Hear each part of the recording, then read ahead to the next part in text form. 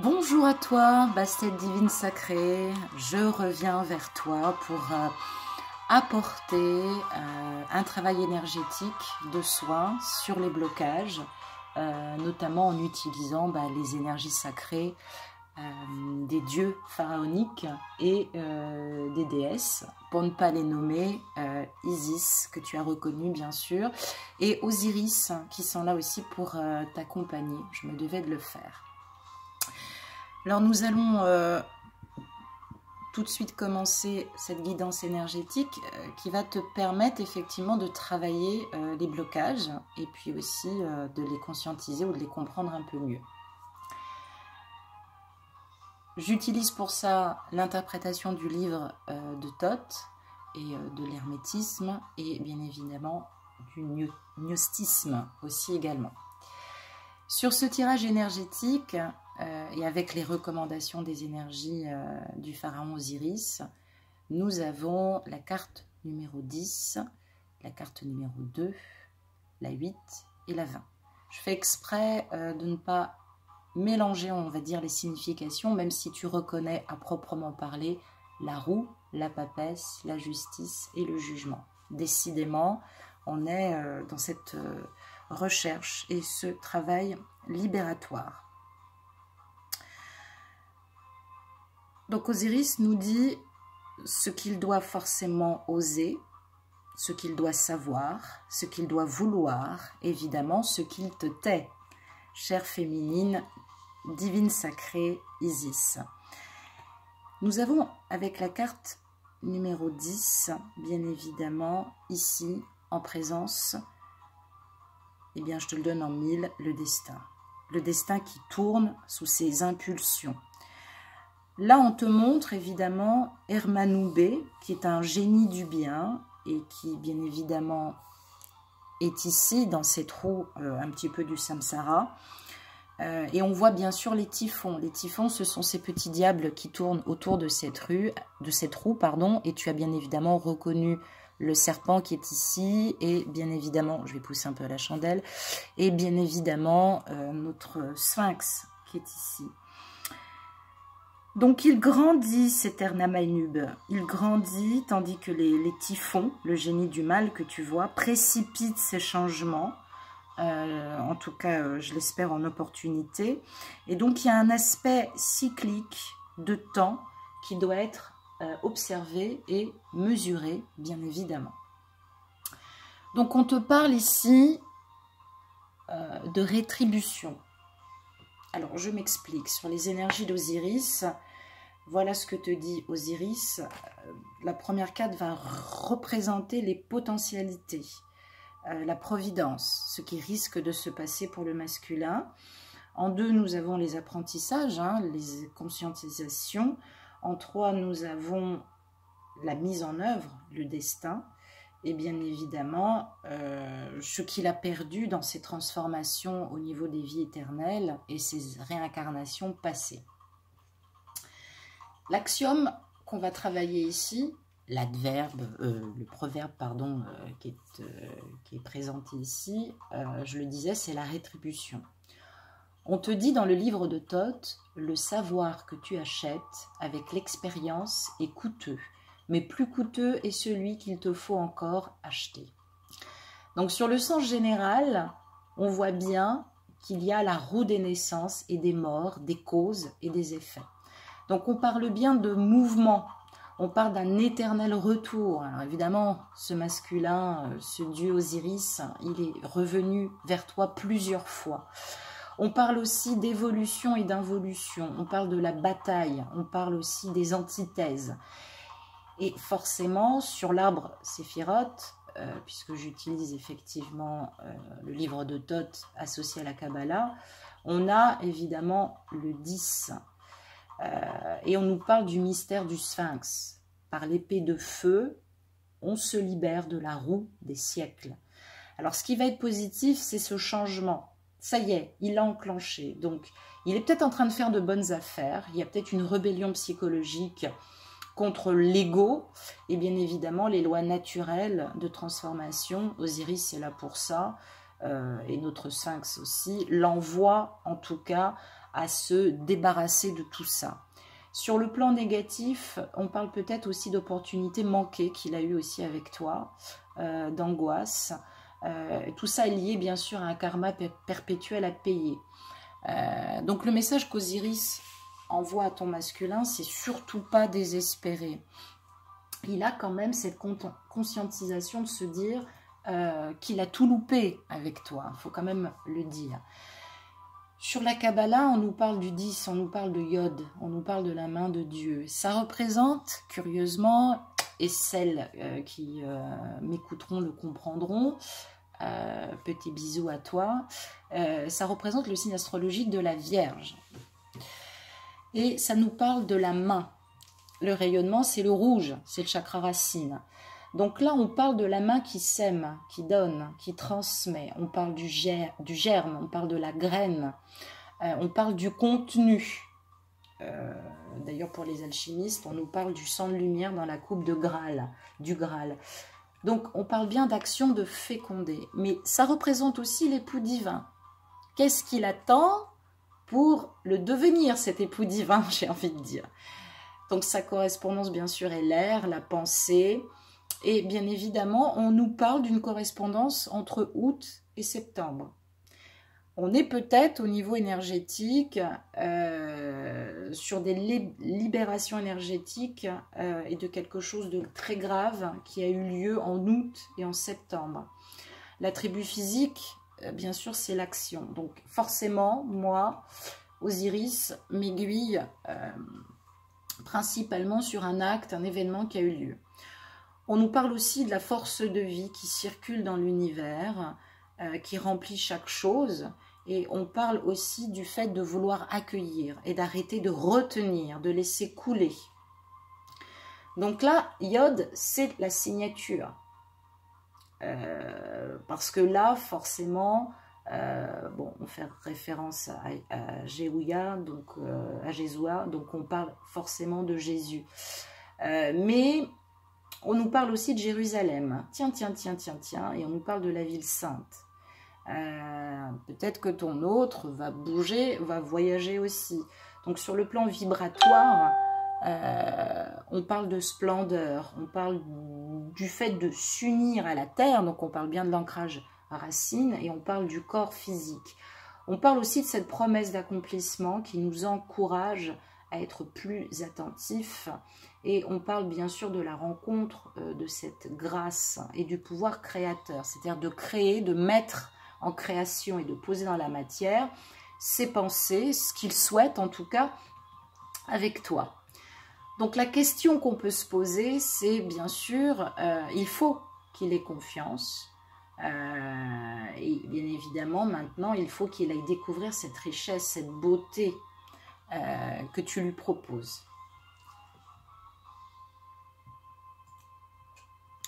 Ensuite, en 2, je le disais tout à l'heure, nous avons principalement l'apprentissage, ce qu'il a compris, je vais te le dire. Bien là, en fait, féminine, tu apparais. C'est la papesse, c'est Isis qui est là, qui est présente. Et l'axiome à travailler, c'est bien évidemment le vent et les vagues favorisent toujours celui qui sait naviguer. Il semblerait que tu sois celle-ci, féminine, celle qui sait naviguer. Alors, sur le sens général, on invoque la divine mère, la détentrice des secrets de la nature et bien sûr, celle de source de vie. On parle bien sûr d'Isis, celle de qui aucun mortel n'a levé le voile. On parle aussi de la Kundalini, non totalement réveillée ou éveillée pour certains et certaines. Alors toi féminine c'est le cas, ton masculin en termes de sexualité sacrée il est peut-être des fois j'allais dire assez primaire. On parle du ressenti, on parle aussi de l'assise, on revient encore sur le chakra racine et on parle bien sûr du fait de s'unir dans la magie sexuelle pour éveiller le serpent de la sagesse. Donc effectivement on nous parle, peut-être, c'est sûr, as-tu des dons en sciences occultes, en termes de sexualité sacrée, il y a quelque chose de divin, c'est comme ça aussi qu'il te perçoit, sage, pleine de clarté, une capacité d'observation et d'analyse assez dense, une bonne imagination. Donc, c'est la représentation que tu as auprès de lui. Sur le plan négatif, puisque on avait cette rétribution, il doit rétribuer maintenant dans l'art du don et du recevoir, hein, ce qui est logique, puisque tu lui donnes beaucoup. Et bien évidemment, il reçoit aussi en négatif. Le négatif qui est éveillé ici, c'est les querelles violentes, les amertumes, la duplicité, la dualité. Et là, effectivement, Isis se change en Kali, en une mer noire. On marche mal parce que dans cette magie sexuelle, il y a quelque chose de très violent et de très négatif qui n'est pas transcendé. Donc c'est peut-être dû aussi à un passif lié avec la mer. Et là, forcément, ça nous renvoie à Beth. Beth ou Beth étant la carte numéro 2 sur l'alphabet kabbalistique qui représente la demeure éternelle. On parle de Saturne, pour ceux qui n'ont pas forcément de connaissances au niveau planétaire et astrologique. Saturne va représenter l'archétype masculin. Donc il n'est peut-être pas, j'allais dire, chez lui, l'homme qu'il peut être. Donc par rapport à l'énergie tierce, on parle bien de complications au niveau de la maison, au niveau du foyer, au niveau du lieu d'habitation. Donc au niveau énergétique, c'est vraiment pas bon pour lui. Il est peut-être soit effectivement encore physiquement auprès de l'énergie tierce, donc ces cas-là, ça parle peut-être effectivement de trouver une nouvelle maison. Ça parle aussi d'une proximité peut-être qu'il a trop proche avec son ex-partenaire. Et donc ça nous parle quitter la maison pour revenir chez soi, ou du moins couper les énergies toxiques pour revenir à soi. Il y a une action quand même de bénir. Il faut pardonner, il faut se pardonner. Donc ça nous parle aussi d'arcane de temps, ça nous parle aussi principalement des noces mystiques. Il lui faut encore un peu de temps pour couper tout ça. Donc forcément, on parle aussi de terre nouvelle, je le disais, de la demeure de l'homme nouveau dans sa présence. Donc on est dans le corps physique, en parfaite harmonie avec le corps de lumière. Donc il doit absolument maintenant aller vers le but de sa quête, qui est vraiment très très proche. Bess, dans le tirage, nous transmet un magnifique message, c'est que le but de cette quête, il arrive à un point final. Elle nous invite donc à regarder une situation avec l'œil de l'intelligence et de ne plus être trompée par les apparences. Elle nous hausse dans la conscience et bien évidemment de matérialiser nos intentions, ce que nous voulons. Où résidons-nous? Quel changement voulons-nous faire? Comment devons-nous nous aimer, nous respecter? Comment mieux vivre avec nous-mêmes? Et puis bien évidemment pour toi féminine, te permettre aussi de recevoir une identification, pardonne-moi, de ta beauté intrinsèque, de ta claire lumière. Alors le message qu'on te dit, c'est de ne plus craindre, parce que là il va revenir. Tu es séparé de lui, il a goûté aux noces mystiques avec toi. Maintenant, tu es ce pain de vie animé qui lui permet effectivement d'aller vers la connaissance de ses émotions. Et il a besoin de ça. Et c'est vrai qu'avec la planète Saturne, c'est l'incarnation du libre arbitre. On veut goûter une paix rayonnante et on veut vivre avec sa féminine cet éternel présent. Voilà ce que ça nous dit. Ensuite, nous avons la justice. On parle bien sûr d'équilibre et de reconstituer l'ordre, c'est-à-dire l'équilibre entre le droit et le devoir, entre le bien et le mal, la loi, l'équilibre, l'équité. On nous parle aussi de quelque chose qui est inéluctable. On nous parle aussi de conséquences d'une action. Et l'axiome à travailler, c'est édifie un autel dans ton cœur, mais ne fais pas de ton cœur un autel. Donc sur le sens général, c'est criant de vérité. Ça veut dire que c'est la femme qui donne l'épée flamboyante à l'initié pour qu'il devienne le masculin divin, ce pharaon, ce demi-dieu. Il y a encore des efforts pour équilibrer les forces et bien évidemment aller vers cette divinité, vers cette verticalité. On nous parle du 8 qui est le nombre de Job, on nous parle du jugement, de l'infini, et d'ailleurs, excuse-moi pour ce jeu de mots, on nous parle aussi du serpent qui se mord la queue. Alors le serpent il symbolise pardon, le logos, le sauveur. Là on voit bien Thoth, Hermès, Jésus, Bouddha, tout ça est représenté avec cette renaissance, cette abondance, avec le scarabée, cette sagesse, une connaissance occulte intuitive que tu lui as transmis. C'est sans doute quelqu'un de très intuitif. Donc là, on nous dit sur le plan positif qu'il y a la force du droit qui doit purifier tout ça. Donc il y a peut-être une action de justice. On parle de victoire difficile sur les obstacles. On parle aussi d'attendre pour prendre une décision. Parce qu'il y a quelque chose de justice qui est mis en place. Ou peut-être effectivement d'une justice divine, que le destin intercède. Et sur le plan négatif, on nous parle de souffrance, on nous parle d'épreuves, on nous parle de tourments, peut-être aussi d'obstacles et de conflits qui ont fait que féminine, tu t'es peut-être sentie des fois un peu congédiée dans ces épreuves initiatives que vivait le masculin. Alors bien évidemment ça nous renvoie à quelque chose d'évident qui est la force de motivation. C'est ce qu'on nous dit, on nous parle de Heth. C'est bien évidemment en signe astrologique le Cancer. Donc ça nous donne une indication. Alors soit il a des éléments en Cancer, soit ça nous donne comme précision juin-juillet. Donc on parle d'une barrière là. Alors peut-être que cette barrière, elle sera levée en juin ou juillet.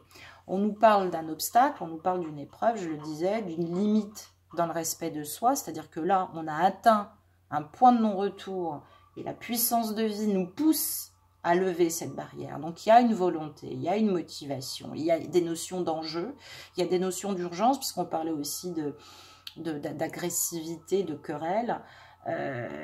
Et forcément, ça nous met en correspondance les attributs physiques de la vue. Donc là, on demande de changer de regard, de changer de point de vue, de travailler sur les croyances. On parle aussi de purification, d'harmonisation, d'effacement des fautes. Pardon. On voit encore ce sphinx qui est là pour transcender tout ça. J'ai envie de te dire que rien n'est impossible. Toute une question de motivation, à condition bien entendu que celle-ci jaillisse de lui, de sa lumière, de son cœur profond. C'est pour ça qu'il faut le laisser travailler. Et l'enseignement de Heth nous dit, d'ailleurs c'est vraiment d'une grande beauté, elle s'adresse au plus intime de l'être. C'est une très belle lettre, parce qu'on a une initiale avec Heth qui nous parle de Haïm, la vie, et donc ça évoque le mouvement d'énergie. C'est le fait de vouloir vivre, c'est le fait de ne pas craindre les confrontations. Et d'ailleurs, il ne les craint plus, ces confrontations. Même si ça reste encore difficile pour lui, il ne les craint plus. Il voit peut-être quelque chose de divin, quelque chose qui se joue et qu'il doit dépasser pour pouvoir grandir. Il le sait. Ça le pèse, ça l'attire parce qu'il veut se dégager de tout ça. Ça le pousse vers le haut, vers cette vie irrésistible, de vouloir vivre quelque chose de beau avec toi, de s'investir, d'être nourri par quelque chose de plus, on va dire, concentré, et de changer son regard sur ses difficultés. C'est-à-dire que de prendre conscience que c'est un défi d'amour qu'il doit relever, qu'il doit défier, pardon, et qu'effectivement, il y a encore des résistances à l'évolution, ce qui est tout à fait normal. Il doit être ce chevalier de bonne volonté, il doit agir avec sagesse, avec intelligence, ça l'encourage en tout cas à peser, à prendre conscience de ses réelles motivations, de ne plus dormir. C'est surtout ça que ça nous dit. C'est pour ça que c'est assez positif. Et puis, je te le donne en 1000. On a la carte 20, la résurrection. L'axiome, c'est fleurs dans le pommier, fruits dans la vigne, moisson d'une semence mûre. Alors, qu'est-ce que ça veut dire? Ça veut dire que là, sur la troisième partie et sur la mise en œuvre, sur le destin, ça nous dit que sur un sens général, il y a mort et résurrection. On parle bien d'illumination intérieure, c'est ce qui va le faire agir. On parle de résurrection de l'âme par l'élixir de longue vie et l'initiation cosmique. D'ailleurs, on voit bien aussi, je ne lis pas les hiéroglyphes, mais là, c'est un morceau du livre des morts. On voit Anubis qui est là, qui prépare ce pharaon. Donc il y a ces trois types de résurrection dans le livre de Thoth. On parle du spirituel avec le corps, la libération, et avec le corps physique, les maîtres ressuscités. Il peut avoir une guidance intérieure comme ça qui le pousse. Hermès est là. Ça peut représenter aussi Quetzalcoatl, ça peut représenter pour les maîtres ascensionnés et pour les gens qui s'y intéressent au niveau des flammes sacrées, ça peut représenter Jésus, Cagliostro, Bouddha. Pour ceux qui sont plus tournés vers l'hindouisme, ça nous fait penser à Babaji, qui était un très grand maître sage. Donc on parle bien de changement favorable, on parle de profiter de l'opportunité. Il va y avoir une opportunité, peut-être que cette querelle qui a eu lieu sur août et septembre, ou peut-être que cette querelle qui arrive en août et septembre, ou peut-être effectivement que depuis août et septembre, il a mis du temps à conscientiser, mais il y a une opportunité, il y a quelque chose qui l'a éveillé à une certaine réalité. Il va y avoir, où il y a eu des révélations, il y a eu une purification qui a été très très longue et qui va se terminer sur cette fin du mois de mai, puisqu'il va renaître au mois de juin, juillet, puisqu'on parlait du fait de lever les barrières. Sur le plan négatif, en tout cas c'est comme ça que lui le perçoit, Osiris lui dit d'en finir avec les faiblesses. Et maintenant de dominer sa mauvaise volonté, de laisser faire les choses, de s'en remettre à la providence, de laisser couler. Et là on nous parle de Reich, qui est la richesse du cœur. C'est la planète Mercure. C'est le vert émeraude en termes de rayonnement énergétique, et en termes de pour les rayons sacrés, ça peut évoquer aussi Saint Raphaël, ça peut évoquer la guérison, la tête. Il va prendre conscience de quelque chose. La résonance ici, elle est double avec Reich. On a le 20 et on a le 2, on a Cap et on a Pet. Donc c'est accepter de lâcher la voire. Peut-être que, peut-être qu'il se cristallisait dans un confort vraiment douloureux, qui peut être lié aussi peut-être à une maison, à une proximité avec une ex, à une association peut-être professionnelle, je ne sais pas. Là, depuis des années, il courbe la tête. Là, on lui demande d'abandonner l'orgueil et le contrôle mental. On lui dit qu'il y a une aide précieuse qui va être là pour apaiser son mental. Alors je le disais, peut-être un voyage, peut-être une illumination spirituelle. Il y a quelque chose de plus pur qui se manifeste. Je ne sais pas si vous vous souvenez de l'adage, la parabole dans l'évangile de Saint Matthieu qui dit « Bienheureux les pauvres en esprit, car le royaume de Dieu leur appartient ». Il faut vraiment qu'ils se dépouillent. Il doit avoir cette intelligence du cœur. Il doit maintenant plonger dans ce rayonnement émeraude de guérison, hein, je parlais de l'archange Raphaël, qui va lui permettre de lâcher le mental et le fonctionnement de l'intellect. Il doit pouvoir maintenant s'épanouir dans l'intuition, il doit entendre les messages qu'on lui donne. Hein. Je parlais de la tête, hein, puisque Reich, c'est Roche en hébreu, c'est la tête. Il y a une douche comme ça vivifiante qui devrait pouvoir maintenant alléger en termes de sensations. Donc moi, je te confirme qu'il y a une libération d'âme. Hein. Osiris l'aide au niveau énergétique. Il y a des réflexes encore d'orgueil, de possessivité, peut-être d'égoïsme aussi, ce qui fait que par moments, ça te met un peu en colère. Mais il y a de l'humanité dans tout ça. C'est un peu morcelé, on va dire. Hein. Mais il va vers quelque chose de plus divin. Il il s'est rendu compte que le danger aussi, c'était effectivement de s'en remettre à tout ça, de laisser le faire. Il commence à se pardonner, il a pardonné, il a eu des réactions de peur. C'est ce qui a construit son ego, hein, un ego qui est assez fort. Et maintenant, et c'est vrai qu'il avait eu tendance par souffrance à séparer l'émotionnel. Aujourd'hui, maintenant, il se rend compte que ça ne sert à rien de vouloir contrôler. On ne peut pas être dans l'amour, on ne peut pas être dans un coupage d'émotions quand il est soumis à reprendre contact avec l'énergie tierce et à continuer à entretenir cette souffrance. Parce que là, il se limite dans sa personnalité. Et il te limite aussi. Et il ne fait qu'attiser cette peur. Il entretient ces cercles vicieux. Il en a conscience. Donc là, Reich lui propose un nouveau regard sur la vie. Ça va être très vertigineux, ça va être un défi pour lui de guérir de ses réflexes de peur, parce qu'il a peur. Je parlais de l'archange Raphaël, puisque bon, il y a quand même une connotation avec, dans Reich, on entend le Dieu qui guérit, je ne sais pas, puisqu'on parlait de vue, dans la Bible, on parle aussi de Tobie, parmi les miracles que Jésus réalise, Tobie retrouve la cécité. Et là, effectivement, on parle bien de conscientisation et de retrouver la vue. Donc, ça nous dit, la question de Reich nous dit, bien-aimé de la terre, tu te crois propriétaire de ce que tu possèdes, corps, habitation, argent, connaissance, enfant, mais oseras-tu comprendre que rien ne t'appartient? Oseras-tu tout me donner? Agir dans ton activité professionnelle uniquement pour moi, dans la conscience que l'énergie argent que tu reçois en échange n'appartient qu'au divin et que tu en es que le dépositaire. Alors tout ce que tu t'offriras avec cet argent, nourriture, habitation, vêtements, partage avec tes frères, sera mon cadeau pour toi et tu seras libre. Ainsi tu ne te compareras jamais plus ce que tu as avec ce que tu possèdes et les autres, que ce soit matériellement, mentalement ou même spirituellement.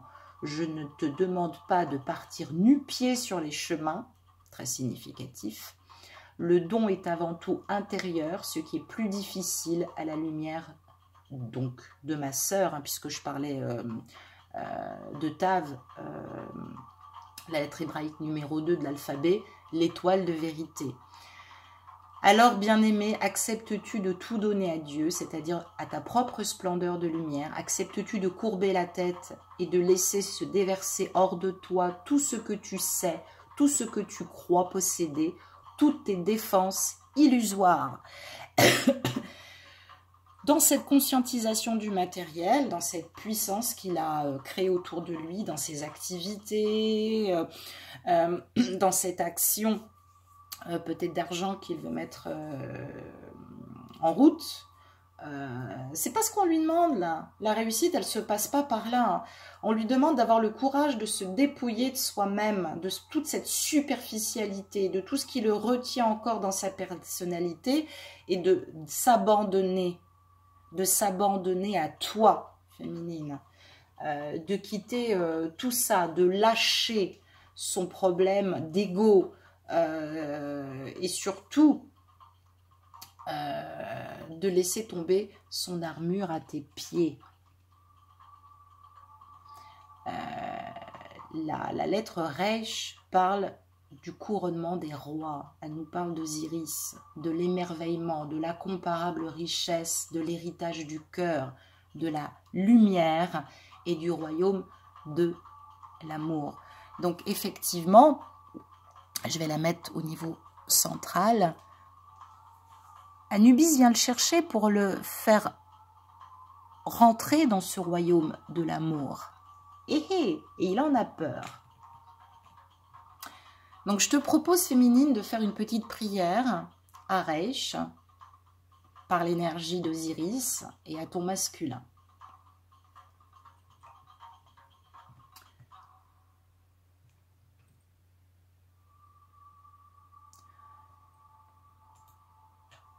On y va. Ô Reich, pure lumière, éclaire pour moi ton chemin de pauvreté. Je t'abandonne mon armure, mes masques et mon orgueil.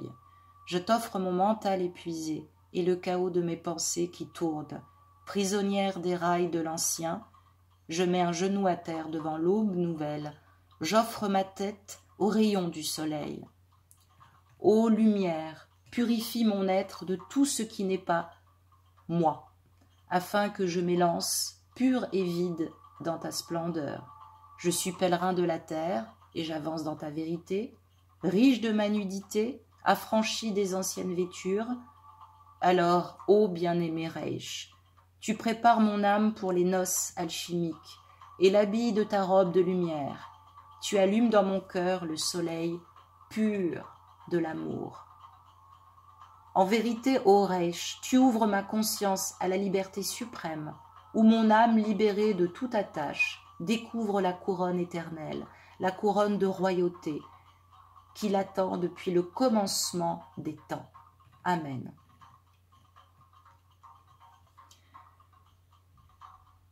Je vais t'envoyer plein de paix, de lumière, pour que tu puisses comprendre, grâce à Osiris et grâce aux énergies qu'il m'envoie en canalisation, ce que le masculin est en train de devenir.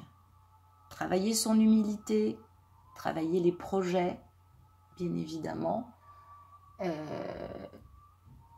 et être capable de s'écouter réellement. Paye-toi, je reviens avec les énergies de transformation d'Isis pour toi féminine. À tout à l'heure.